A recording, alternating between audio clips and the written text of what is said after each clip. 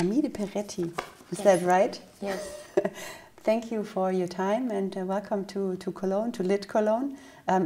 You just told me that it's your first time in Cologne. Yes. Have you already grasped anything of the literary spirit that is all across the city nowadays? Well, to be honest, no, I arrived an hour ago and I just took the car and arrived at the hotel, so no.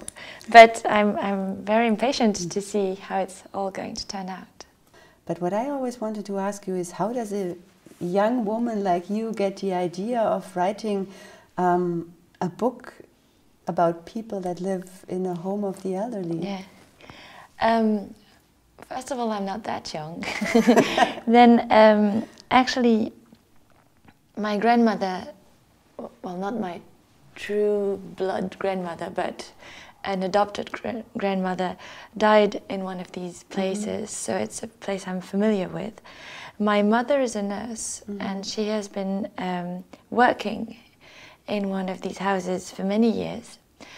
And my stepfather is a chiropractor, and he also works in one of these houses. So it's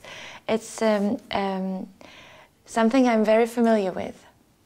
And I just stayed with the old people and watched them and observed them. And when I grew older and I knew I wanted to become a writer, I knew that there was a potential in these places that was beyond fiction, that was much more interesting than anything I could imagine. And this is what I think most of the time, that my imagination is very poor, but what I see around me is very rich and should be put down. So this is what I do. You don't just portray them in a simple way, but you portray them in a very personal way. And, all the stories in the book are true. I didn't invent a single one. It's everything in the book is one of my experiences with these people. And when I decided to write the book, I had preconceived ideas. I wanted to have an old lady that was going to be really nice and an old lady that was going to be really mean.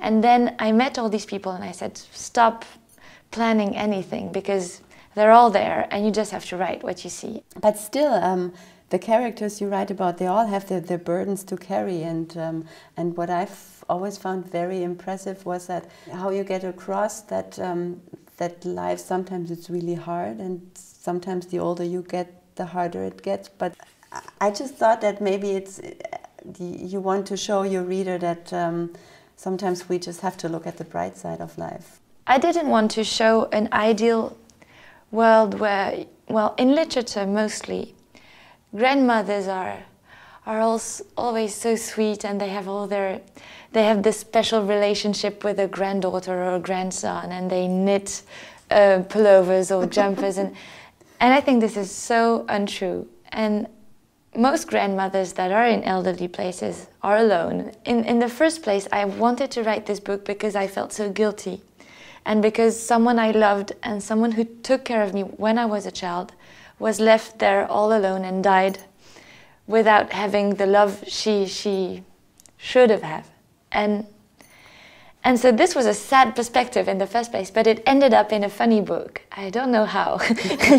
because I had fun when I was there, maybe, and because I had friends also. I made friends with Madame Alma, for example, was an old lady of 92 years old, and she was so funny. And when we had tea, she could tell me all her life, and I loved it. Your book is a book of life, a book about life, yeah. and I love the two people who fall in love. Yeah, because, well, that's funny, because people of your age, in my age, accept the idea of having old people having sex and falling in love, but there are children that are around 50 and 60 hate the idea, and my readers that were the most aggressive were people that had parents in these elderly houses, and that really hated the idea that their mother or their father, being a widow for I don't know how many years, suddenly fell in love with another man and had sex. They usually say, I don't want my father to sleep in this woman's room, because I pay for the room. So my father has to stay in his room, and this woman has to stay in her room. And you're like, come on, get a grip, get a life. And it's something that shocked many people. And I thought it was a cool part of the story, and most people didn't like it. But it's true, it's only what I saw. So it's the couple I met, actually, and they were really in love.